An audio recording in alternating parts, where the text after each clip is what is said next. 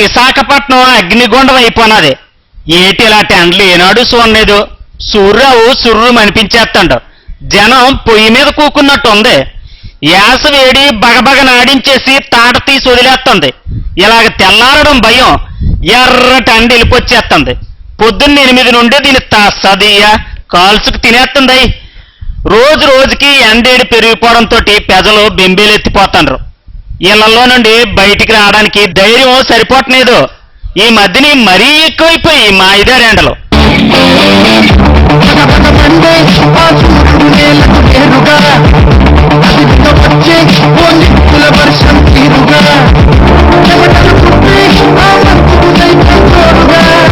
Road మీదకి వస్తే మొఖాల మీద కొట్టేస్తున్నాయి. అబ్బబ్బబ్బబ్బబ్బా, ఈ ఎండన్నోని తిరగలేక కోలబడిపోతున్నారు జనం. గేర్లెక్కించి యాసలోని ఇష్టం వచ్చినట్టు తిరిగి కండర్రా. డిహైడ్రేషన్ అయిపోయి దెబ్బైపోతారు. చిన్నోడు చెప్పిందేనండి, మామూలుగా నీ ఎండలో రోజుకి 10లోని పేనాలు పెట్టల్లా రాలిపోతున్నాయి. ఈ పొడిగాలులతోటి పై పేనాలు పైనే పోతున్నట్టున్నాయి. 37 డిగ్రీలు ఎండ ఏడు దాటెత్తుంటే గుండెలు గాబరెత్తేస్తున్నాయి. ముసలా మొడగోలు సంటి బెడ్లు ఉక్కిరి బిక్కిరి అయిపోతాండ్రు. బళ్ళు మీద ప్రయాణించిన వాళ్ళ కష్టాలు ఏంటని చెప్పాలా? ఎండ ముఖానికి పెళ్ళుమని కొట్టెత్తుంటే అగ్గి కొలువుల నుండి వెళ్తున్నట్టు గొబ్బ గొబ్బ గొబ్బ గొబ్బను ఆడించేస్తుంది. ఈ ఎండలోని శానాడి జాగ్రత్తలు తీసుకోవాలా, లేకపోతే ఆసుపత్రి బెడ్డో అటు నుండి అటో వెళ్ళిపోవాలి నాకుంది. అలాంటి భయంకరంగా ఉన్నాయి మా ఐదారు ఎండలు.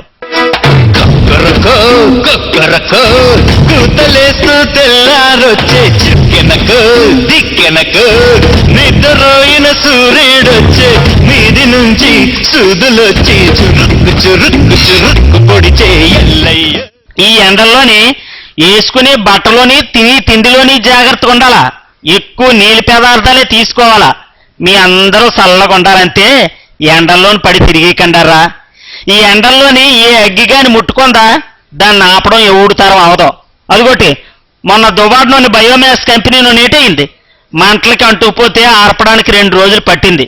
యాసవులోని కానీ అగ్గి అంటుకుంటే అలాగే ఉంటది. మరి కంపెనీల్లోని ఒళ్ళు దగ్గరెట్టుకోవాలా. పూరిపాకలు ఉన్న చోట, వంటలు వండిన చోట, ఎండల్లోని ఈ కరెంటు పనుల దగ్గర నిర్లక్ష్యంగా ఉంటే చెడ్డ బాధ అయిపోద్ది.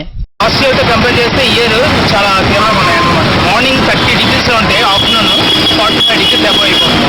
చాలా చలిబంధాలని ఏర్పాటు చేస్తారు. సో అది ఎంతవరకు అంటే మనిషిని ఎక్కువ ఏర్పాటు చేయాలి. ఇంకా ఈ ఎండలేలా తగలాడుతుంటే ఈ మధ్యన కరెంటు కోతలు ఒకటే.